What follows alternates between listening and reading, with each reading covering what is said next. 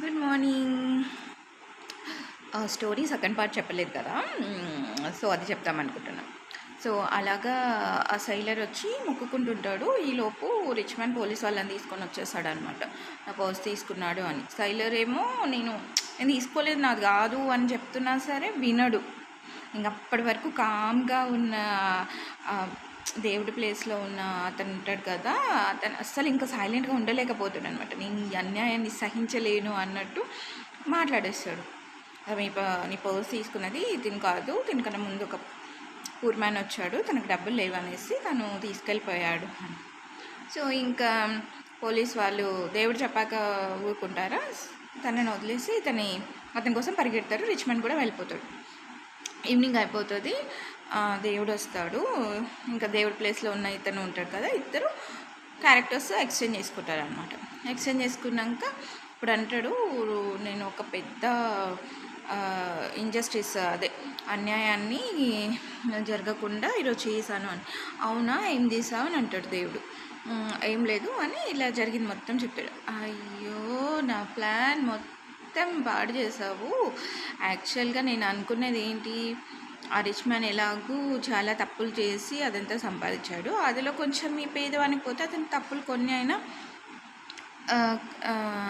తగ్గిపోయేవి.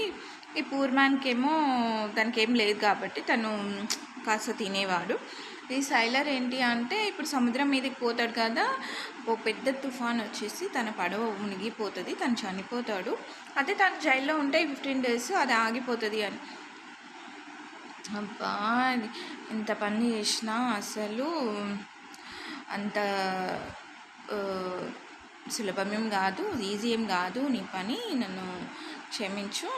నువ్వు ప్రతి ఒక్కరి గురించి ఇంత బాగా ఇలా ప్రతిదీ ఆలోచిస్తున్నావు అని అనుకోలేకపోయాను. నా లైఫే ఒక్కటే ఇలా ఉంది అని ప్రతిరోజు బాధపడ్డాను.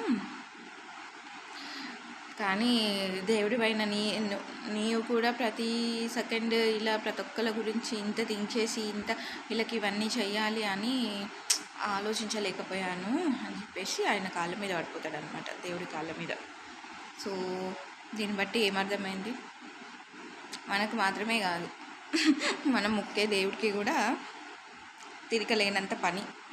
అండ్ ఆయన కూడా అనుకుంటుంటాడు ప్రతి ఒక్కరికి ఎలా చేయాలి అని. కష్టం వచ్చింది అంటే అది ఆ కష్టం రూపంలో నువ్వు చేసిన పాపం ఏదో పోవాలి, పుణ్యం వచ్చిందంటే నువ్వు చేసిన సుఖాలకు పుణ్యం వస్తుంది అని.